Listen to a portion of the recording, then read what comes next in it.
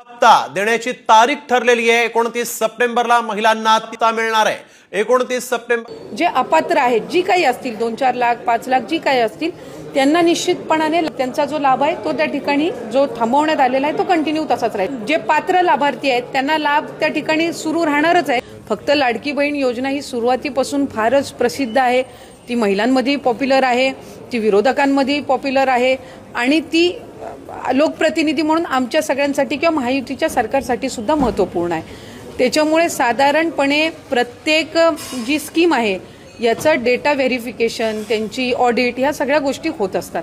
आता साधारणपणे लाडकी बहीण योजनेच्या मध्ये सुद्धा आम्ही डिसेंबर-जानेवारी महिन्यामध्ये कृषी विभागाचा आम्ही डेटा त्या ठिकाणी मागवला होता। म्हणजे आम्ही मागवला होता खरं तर ऑक्टोबरच्या आधी, पण मधल्या कालावधीमध्ये आचारसंहिता होती विधानसभेची, त्याच्यानंतर आम्हाला तो डिसेंबरच्या अखेरीस जानेवारीच्या पहिल्या आठवड्यामध्ये प्राप्त झाला। मग त्याच्यामध्ये जे नमो शेतकरीचे लाभार्थी होते ते आम्ही लाडकी बहीणमधून त्यांना 500 रुपये आणि नमो शेतकरीमधून 1000, म्हणजे एकूण त्यांना 1500चा लाभ अशा पद्धतीनं त्यावेळेला रुजू केलं। अन्न व नागरी पुरवठाकडनं तर आम्हाला जे शिधाधारक असतात किंवा जे तुमचं पिवळा आणि केशरी कार्ड धारक असतात तो डेटा त्या निमित्ताने मिळाला। परिवहन विभागाकडनं एक काही मर्यादित आम्हाला डेटा मिळाला।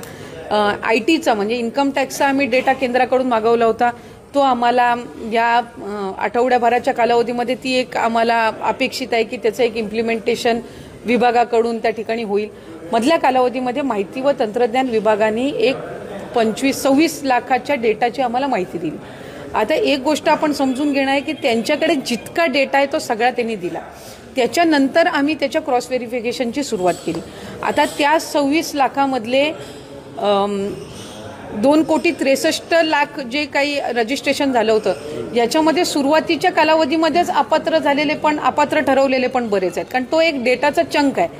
तर त्याच्यातले त्या 26 लाखामधले 26 लाख काही बाद नाही झालेले आहेत, त्याचं आम्ही क्रॉस व्हेरिफिकेशन ची प्रोसिजर आम्ही केलेली आहे।